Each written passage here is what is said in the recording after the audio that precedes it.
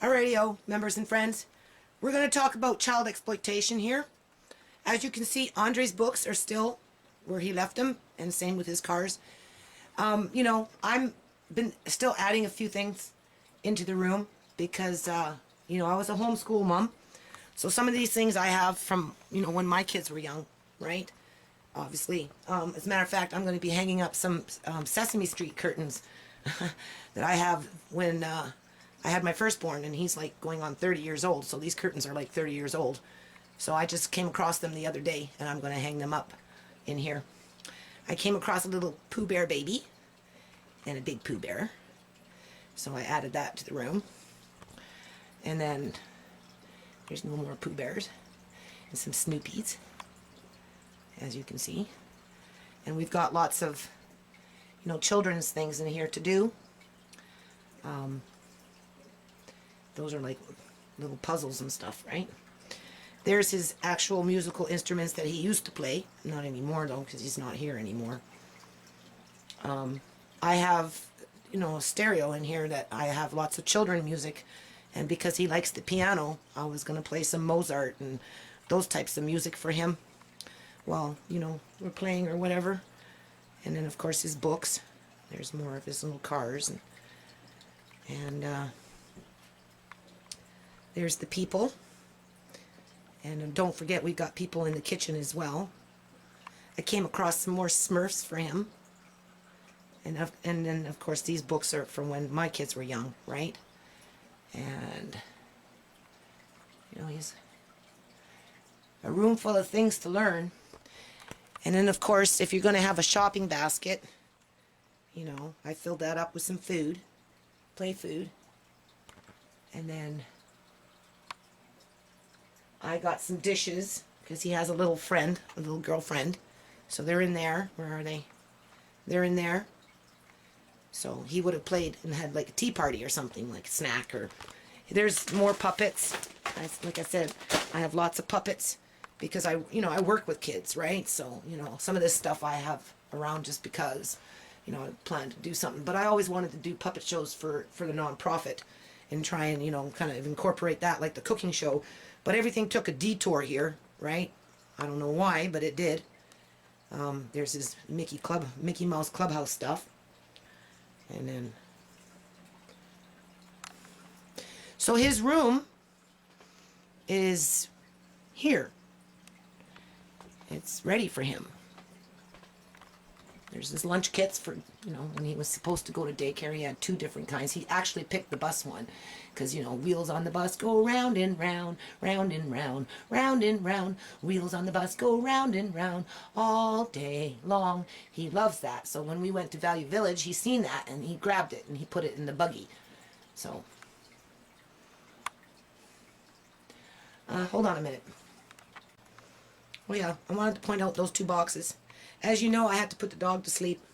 I had to pay for it. Kind of put me in the hole here, right? But the dog just needed to be put to sleep. So the vet that works with me, he bought it from the other vet that used to work with me, and so these are going to be. I have to sometime in the next week or 2, dress them up the way I want them and make a couple of flyers. And we're going to start that pet program. I went and bought new boxes because the other ones are outside under the X Club rent, if you remember. This is costing me money. I had to go out and buy more ink, more paper, as I'm, not giving up. Those I thought were very cute when I found those. It's a little lion, a little hippopotamus, and a giraffe. And then he's got a little pogo horse. And of course I've got about 10 more of those out on my, storage area for the kids when I'm out in the community doing stuff with the kids, right? But Andre has his own. He liked to run around, right? He never liked to sit in his, he didn't like sitting in buggies. He didn't like sitting in a stroller. He wanted to be a free little guy, right? So we had to get one of those little things that you kind of put on them with a leash. And I never had that with my kids, but, we tried to incorporate that with Andre because he liked to, run in the store, right? And, just run and play and just go. So that's there. Plus there's, the little monkey, right? Sometimes we'd forget to bring it with us because it's not something you normally do with kids, right? But with Andre, he liked to run around. So hold on a minute. Okay, so if I stand right about here, you should be able to see me. Now I want to talk about child exploitation. Let's get an understanding here. My daughter informed me today that they're watching my stuff, and I know that. When I did my security check, they asked for aliases. I gave them my alias. Mama Lynn, Mama Lena, Mama G. There's a few other ones in there, like Lynn. People know me as Lynn as well, right? But it's normally Mama Lynn, Mama Lena, and, you know, Mama G. Mostly Mama Lynn. I wasn't hiding that fact. As a matter of fact, I'm very proud of that. I've worked very hard. I've sacrificed, my family has sacrificed plenty of things. If there's any kind of child exploitation going on, I think it's the sacrifice that my family has done since the conception of the nonprofit, which started in actually 1999, but was officially registered with the registers of companies, you know, BC, right, in 2001. And then I've been going, you know, ever since, straight forward, trying to, you know, do positive things in my community. I even moved into an apartment after I moved out of the shanty shack, right, to put myself in a gene pool, I was hoping, of volunteers that I could, you know, get this nonprofit going. But it turned out that, you know, I moved into an apartment that, you know, not only had a high level of mental illness with its residents, but a very high rate of child poverty and just poverty in general. And, you know, then there was language barriers because a lot of the people that lived in the complex themselves came from, you know, developing countries, war-torn regions, and, you know, didn't speak English, and not only that, but there was different languages. So it wasn't like you were dealing with one different language. You were dealing with 15 different languages from 15 different countries. So, you know, I had to try and navigate around that. But at the end of the day, you know, I got people out in the courtyard, and the kids would play, the families, the mums and the dads would come out. Now, of course, there was the naysayers in there that like to try and destroy everything and make everything hard, you know, and make the community choose sides, right? So, you know, I gave this example once before where, you know, I did some metal recycling, you know, to build in a program, thinking future-wise that, you know, if we were to start doing metal recycling on a larger scale to help, you know, add funds for program development so that, you know, groups can go in and work with the kids, because it's better for the groups to go in and work with the kids versus the kids going to the group, right? It's just easier if you just go into the courtyard, set up your programs, and let the people come. So, those are my experiences, and my kids grew up with that. They were out there with me from the age that it started. So, you know, I started in 2001, all the way up to 2013. This summer, I plan on going out. Last summer, I couldn't because I moved into this house and this yard was overwhelming. The house was overwhelming. I had a large responsibility with a large number of people that didn't want to do their fair share around here. So therefore, I got really isolated down into the house and just trying to maintain on keeping the house intact so that people had a roof over their head. So I wasn't out in the community. You know, and then the year before that, I was doing nonprofit books all summer long. That's all I did was 6 years of nonprofit books. As Revenue Canada is charging me money that I'm having to take out of my own pocket and pay. Now that's child exploitation because my children are having to suffer through all this. They're sacrificing so that I can keep this nonprofit alive so that, you know, the kids in the community and the families and the individuals and, you know, and service providers, everybody can benefit. But at the end of the day, not too many people are really contributing.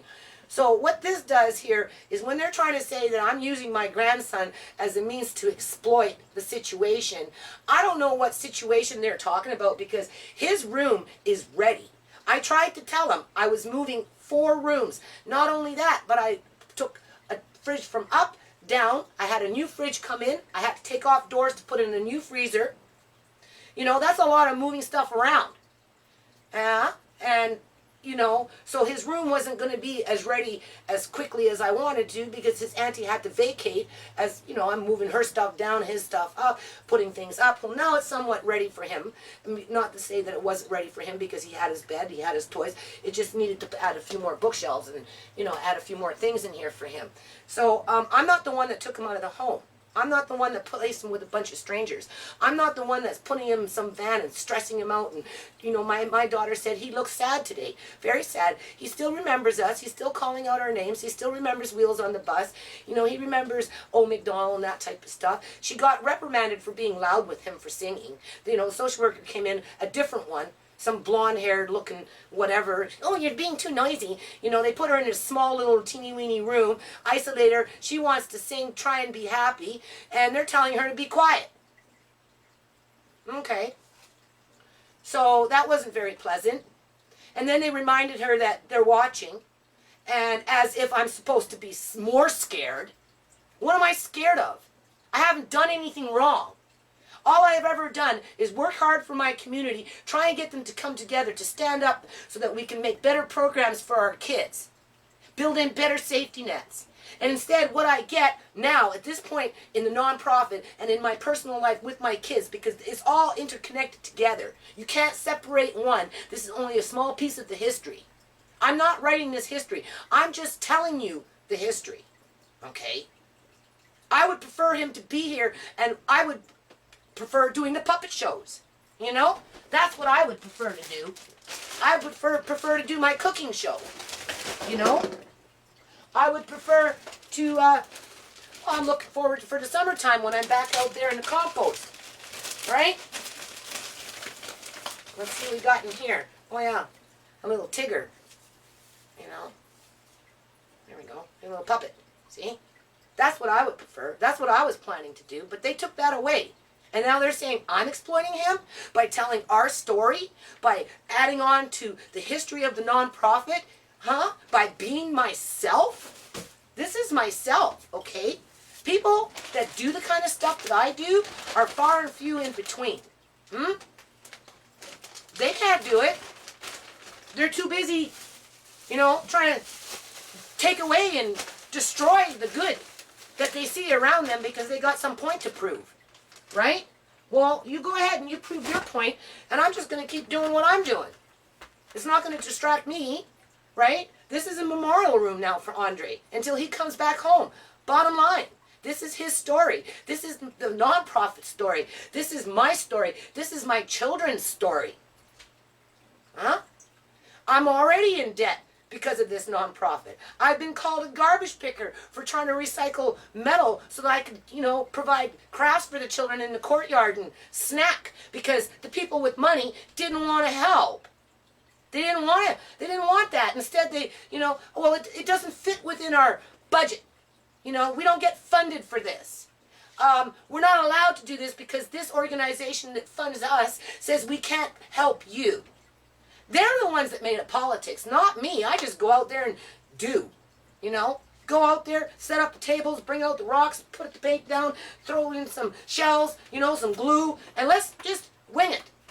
And it'd be a 10, 12-hour day. The cat scratching. Right?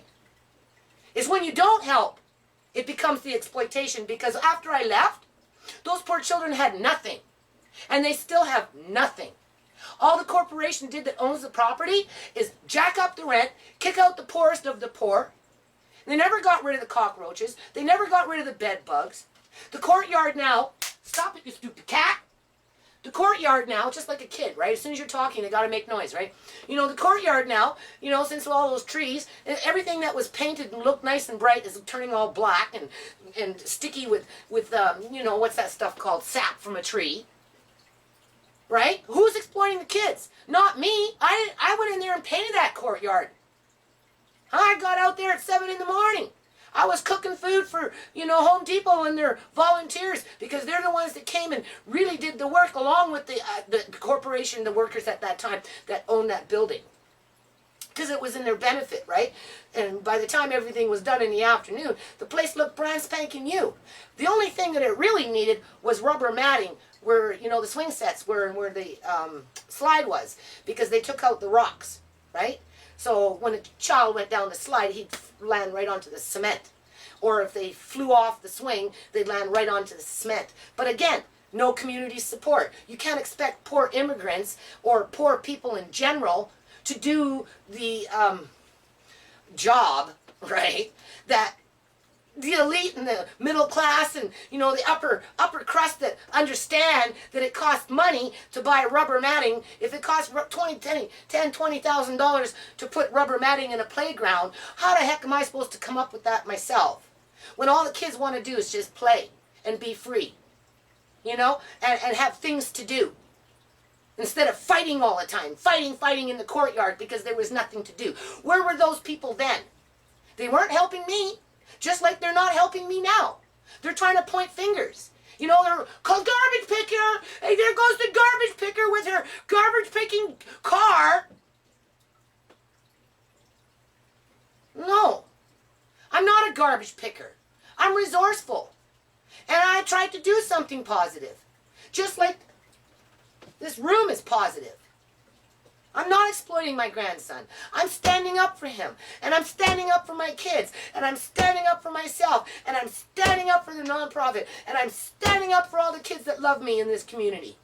And I wish I could be there for them. But I'm stuck with some freaking yard gives me 50 bags of morning glory. Well, everybody in the house sits around saying, well, it's not my problem, including my landlord. That's not my fault. This year it won't be so bad because I spent last year a lot of time. This year I do plan on going out in the community. And yes, I am Mama Lynn.